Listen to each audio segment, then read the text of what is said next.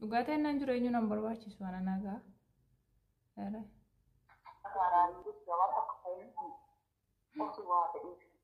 Eh?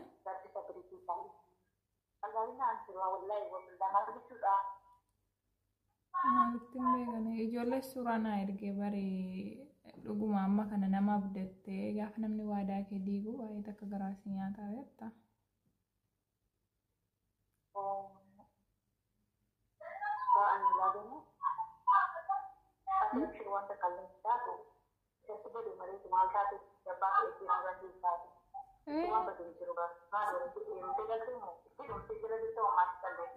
Ganaan se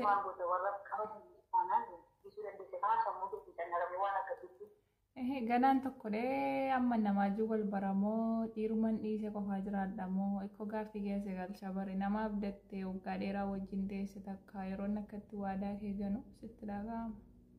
Dhugaa ta'ennaan ikkoo dhugaa ta'ennaan jiru eenyu nan barbaachisu ana nagaa. Era.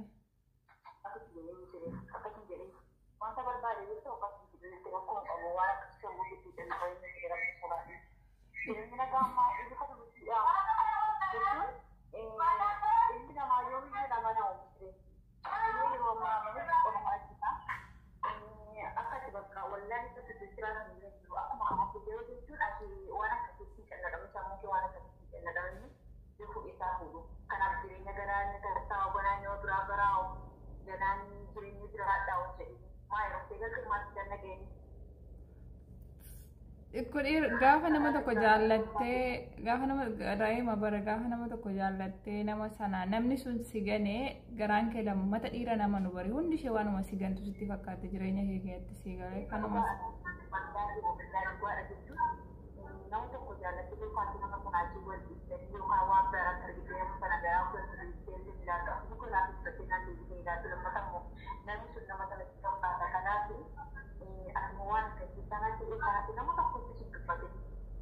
akkamitti ni mudhii saara himaa qoy in argu bare inni ko Facebook isaa qabu bare ijoolleen biyya keenya ganaayyuu namni naa gammadus namni natti gammadus jira bare sila namni gaafa namni miidhame kan nama gammadu caala si galee ijoolleen biyya keenya Facebook isaa qabu ko amma dhugaa ta'e inni dhufee waan kana akka fuudheeru kana poostii godhennaan an kana yuu jaan arguun barbaadu durseen karaa irraa gora. Era nama tokko gaamee qabdattee gaafa dhabde maal si dhaga'ama akka?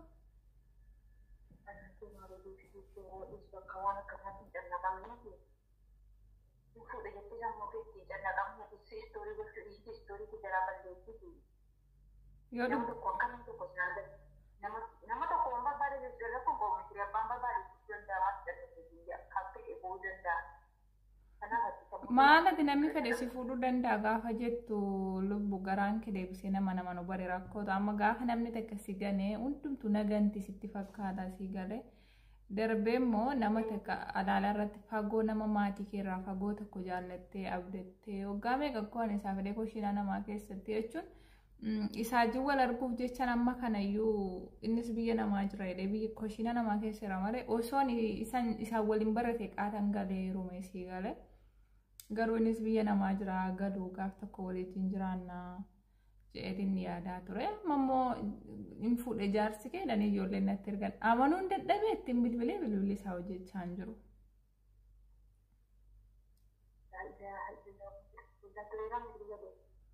Ji'a lama erga biyya galee ji'uma lama fa'aa ta'a.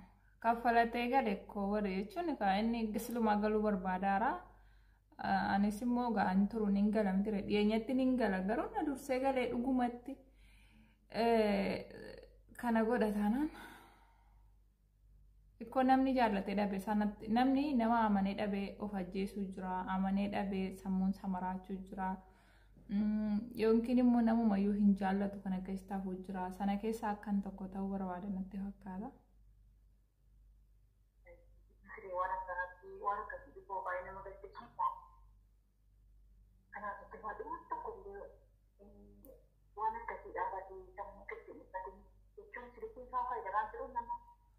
Online irra hin jiru qaama ani ko sun direct yuutiin bilbilan ture anamma komaatiitti himan jedha dhibbaan dhibbatti saddan baafanne maatitti himuunis maatiinis amma maallaa godhu yoo achi asnatti deebisee na lolammate nama fagoo jiru situ jaallateedhani.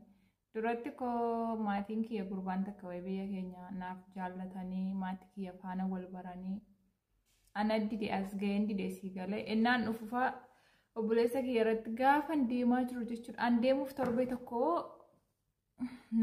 na dubbatate maatii kiyya ajii wal beeku obboleessa kiyya na jaallate as ga'ee waggaa tokko birrii isaan ergee obboleessa kiyya irratti ijaanis argee hin beeku sii galee maatii makiyyata argee jaallate isaan didee innarra nama bultii qabuudha.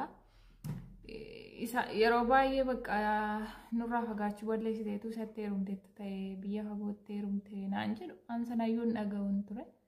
Amma yoon naqee narratti fuudhe na dhiisee galee fuudhe yoon jedhe maal naan jedhu qoy.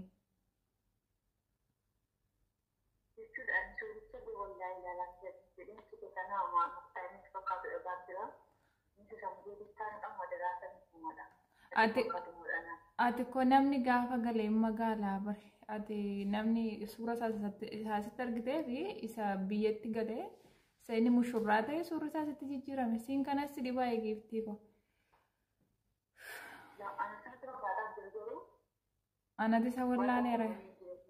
Anati isa wallaalee qoy.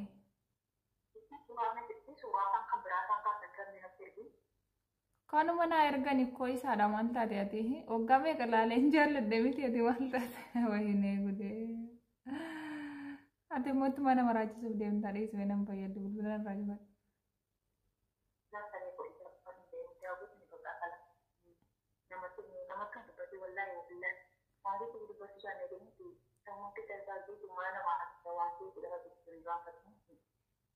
Akkamitti maatiitti nimni amma ni qoyi ganaa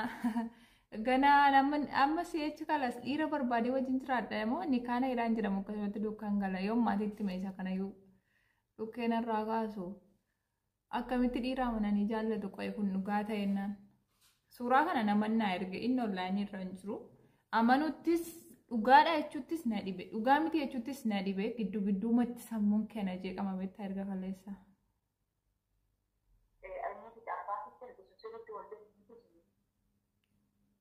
Ol beeku yaa walitti dhiyaatu sii galee.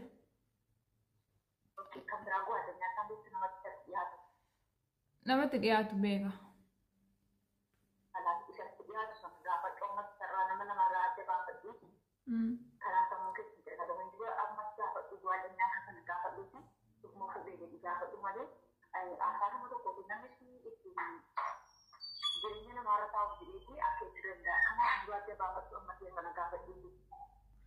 Yaa garuu dhugaa ta'e dhiisee dhibbaan dhibbatti waan an arge hin qabu.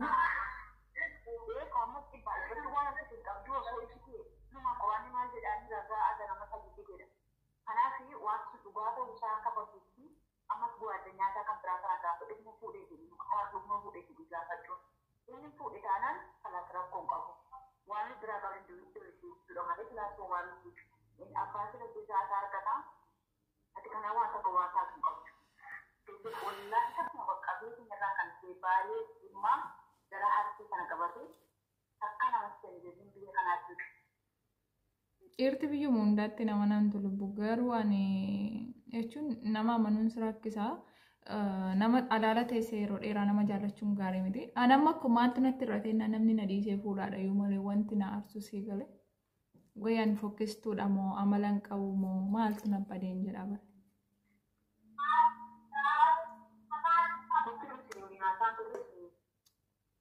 Waliinaaf isaa turre koo jechuun erga biyya galee baay'ee ollaan irra hin seenu kan namni gaafa biyya galee yeroo hunda ollaan irra hin seenu sii galee.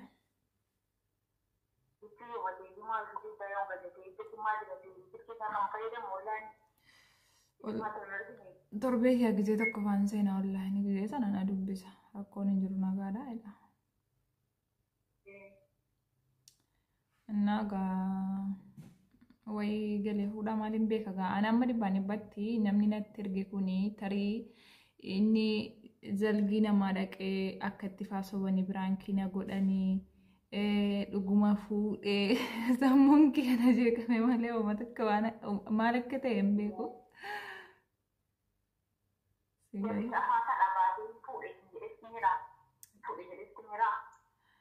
inni gurbaa kana istoorii yeroo godhu duraan inni istoorii nan godha beekte dhiyeenya kanan dhiisee malee ani. Na beeka inni immoo ijoollee safaraati. Gurbaa kana situ istoorii gochaa ture miti yoo naan je'ee natti ergennaan jaarsa kiyyaa bariin jedhe. Lammaffaa taate bakka inni takkaa fuudhee jira jedhe. Dingedda galeen fuudhu na dhiisee biyya rawaa reefuu gala biyya yuun barree fuudhaan jedhe. Fuudhee jira bakka ati lammaffaa taate ertanaan jedhe. Eeree ammaali lammaffaa yeruma akkoo nan gadaayo. Jedhu gaate. Wayinee gudde. Ati suura isaan beektu moo akka maal jedhee sitti himuu barbaadde keeyyuu nama dhiba'u.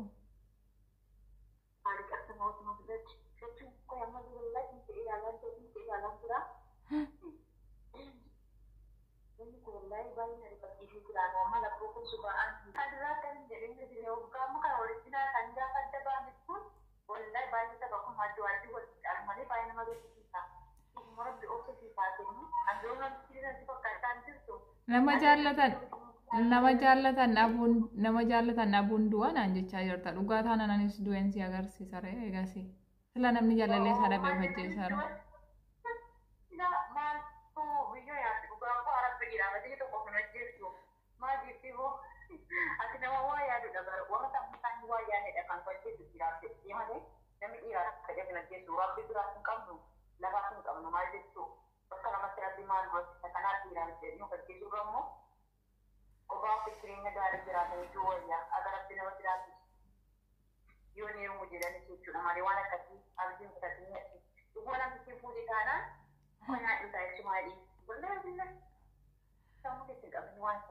Amma bakka akkasin godha qoy gurbaan takka saayiba isaati isaaf daayirektii bilbilee tan amma kaardii guuttadhe daayirektii bilbilee fi dhugaa ta'uu saba ta'uu isaarraa adda baafadhee yoo dhugaa ta'e kalaas maatiitti immoo yoo dhugaan ta'een immootu kalaas dhugaa miti sittillee deebi'een himaa waanuma dhugaan taane takka waanuma xiqqoo rifadheef namattuu himne sitti mee itillee ittiin qabamee yoo natti qabamtellee dhiifaman siin jedha.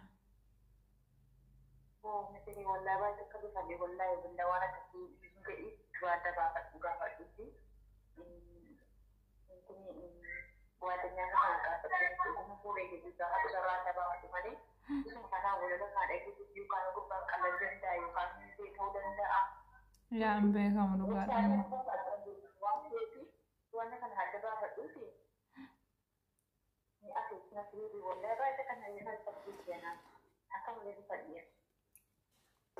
Yaa bara kana amma waan akkasii namatti himte namni hedduun sii gammada. Namatti himuunis natti hin tolle. Yaani gaaffii natti ta'ee yoo dhugaa ta'ee rakkoon qabu jaarsa kan biraan barbaadudha yoo rabbi naa qoode yoo dhugaan ta'een immoo namni biraan kina godhe sun iyyuu itti naa gaafatama dhaqeen dhukka irraa kaasa kaardii guuttadhe.